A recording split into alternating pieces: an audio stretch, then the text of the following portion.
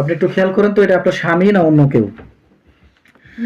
ভালো করে খেয়াল করেন, এটা কি আপনার স্বামী না অন্য কেউ? যদি কোনো আপনার স্বামী হয়ে থাকে ওটা, তাহলে চেহারা পরিবর্তন হবে না। আর যদি আপনার অন্য কেউ হয়ে থাকে, তাহলে চেহারা পরিবর্তন হয়ে যাবে, দেখবেন চেহারাটা কালো হয়ে যাবে বা ভয়ঙ্কর রূপ ধারণ করবে। আল্লাহ পাক কালামের শক্তিতে এই বোনটির উপর যে জিন্নাতগুলো আছে, তার স্বামীর রূপ ধারণ করে বা পরিচিত রূপ ধারণ করে আসছে, তাদেরকে দেখানোর তৌফিক দান করেন, ওর চেহারাটাকে পরিবর্তন করার তৌফিক দান করেন। ইয়া আল্লাহ, দেখেন আল্লাহর কুরআনের আয়াতের শক্তিতে অবশ্যই ওর চেহারা পরিবর্তন হয়েছে ইনশাআল্লাহ। যেমন জানি কালা একটা ইয়া। কালো হয়ে গেল? হ্যাঁ, ভয় পাচ্ছেন? ভয় লাগবেন না, একদম ভয় পাবেন না। ওকে আল্লাহর কুরআনের আয়াতের সাথে ওকে খাঁচার ভিতরে বন্দী করতেছি। কেমন জানি দাঁতগুলা। ওকে খাঁচার ভিতরে বন্দী করো। আমরা পারবো না। দেখেন ওকে খাঁচার ভিতরে বন্দী গেছে, দেখেন খাঁচার ভিতরে বন্দী গেছে।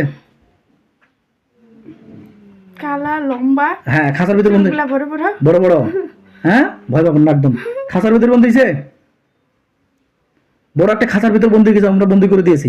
যতক্ষণ যেতে দিব ততক্ষণ যেতে পারবে না। বড় খাঁচা, মুরগির খাঁচার মতো। হ্যাঁ, বড় লোহার খাঁচা। লোহার খাঁচা।